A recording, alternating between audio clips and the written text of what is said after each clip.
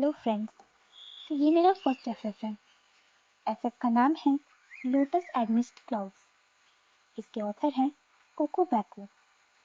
ये स्टोरी आपको वॉटपेड पे मिल जाएगी। तो चलिए स्टार्ट करते हैं। तो सीन स्टार्ट होता है जहाँ वांगजी अपने भाई सिचेन से बातें कर रहा है।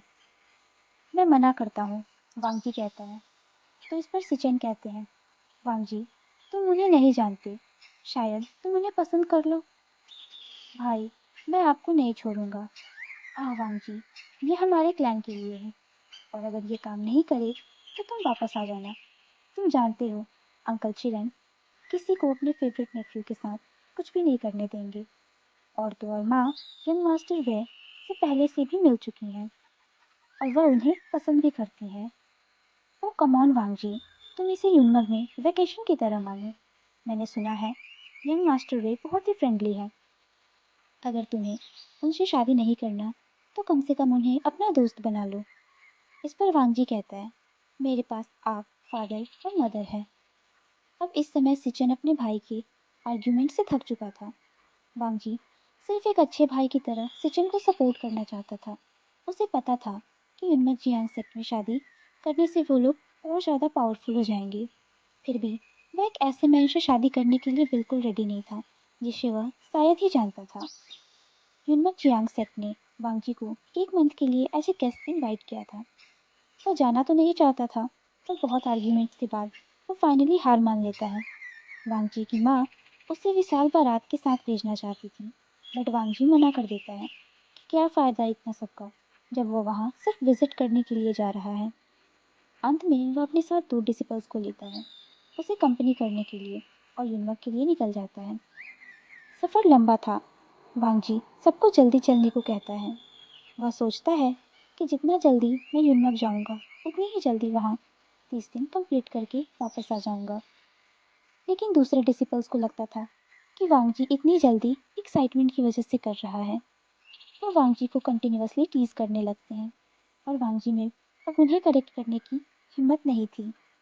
यूनमक के लिए एक दिन पहले ही पहुंच जाते हैं, इसलिए वांगजी डिसाइड करता है कि एक रात के लिए वह इन में रुकेंगे। वह यूनमैक क्लैन के लोटस पेविलियन के पास ही एक इन में 3 कमरे बुक कर लेता है। मील लेने के बाद वांगजी अकेले इन के पीछे के लेक के पास वॉक के लिए चला जाता है। शाम को सूरज की रोशनी लेक के पानी पर चमक रही थी और उसमें बहुत सारे फ्रेश एंड ब्यूटीफुल लोटस खिले हुए थे। वहाँ काफ़ी सुकून और शांति थी कि तभी वांगजी को जोर की आवाज़ सुनाई देती है। वह उस आवाज़ का पीछा करने लगा। उस आवाज़ का पीछा करने पर वांगजी को पानी में कुछ फिगर्स दिखाई देते हैं।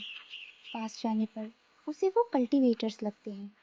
उनके सॉर्ड्स किनारों पर थीं, उनके पर्पल क्लैन रोब्स के साथ। वो लोग हाफ नेकेड पानी में खेल रहे थे।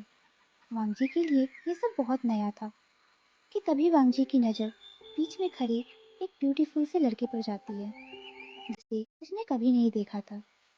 उसके बालों से पानी की बूंदें उसके फेस, नेक से होकर उसके नेवल तक जा रही थी। उसकी आंखें हर वक्त रंग बदल रही थी। वांगजी को सबसे ज़्यादा उसकी हंसी पसंद आई। उसकी हंसी सुनकर वांगजी सोचना बंद कर देता है। उस हंसी के लिए वह गूसुलैंड रूल्स को भी तोड़ सकता था। समय जैसे रुक गया हो। वांगजी उसे देखे ही जा रहा था कि तभी वह लड़का वांगजी की तरफ देखकर एक विंक करता है। यह देखकर वांगजी का दिल तेजी से धड़कने लगता है। वह सोचता है, वो इतना ब्यूटीफुल कैसे हो सकता है। वांगजी तेजी से वहां से चला जाता है और अपने इन में आ जाता है सोने के लिए। आंखें बंद करते ही वांगजी को उस ब्यूटीफुल से लड़के का फेस दिखाई देता है। उसकी लाफ्टर सुनाई देती है। वह सो नहीं पा रहा था। वांगजी सोचता है, किसी ने कहीं उसे कोई स्पेल या ट्रिक तो नहीं कर दिया। वह सो नहीं पा रहा था, इसलिए वह जियान के रूम पे जाता है। वांगजी की फैमिली के अलावा जियान उसका बहुत अच्छा दोस्त था। वांगजी जियान के डोर पर नॉक करते हुए कहता है, जियान क्या तुम सो गए हो? मुझे तुम्हारी हेल्प चाहिए। वांगजी जियान के पास बैठता है और कहता है कि मुझे अचानक से याद आया कि फादर ने कुछ दिन पहले मुझसे एक सवाल पूछा था कि एक आदमी नदी के किनारे घूम रहा था कि तभी वह एक दूसरे आदमी को पानी में खेलते हुए देखता है और उसे देखते ही अचानक से वो अपना होश खो देता है। उसे अब हर जगह वही पर्सन दिखाई और सुनाई देता है। तुम्हें क्या लगता है कि उसे क्या हुआ होगा? इस पर जियान कहता है, वांगजी, ये क्वेश्चन के लिए नॉलेज नहीं, एक्सपीरियंस चाहिए। मैं तुम्हारा फ्रेंड हूँ, इसलिए मुझे तुम्हारी हेल्प करनी चाहिए। उस इंसान को कुछ नहीं हुआ है, उसे बस प्यार हो गया है। इस पर वांगजी नॉनसेंस कहता है। जियान कहता है, अब सोने जाओ, सुबह तुम मास्टर को लेटर सेंड कर देना। मैं श्योर हूँ कि मेरा जवाब सही है। इसी के साथ जियान वांगजी को कमरे में छोड़कर सोने के लिए चला जाता है। तो चलो आज का फर्स्ट पार्ट यहीं पे रखते हैं। If you like it, share it and subscribe it. Thank you.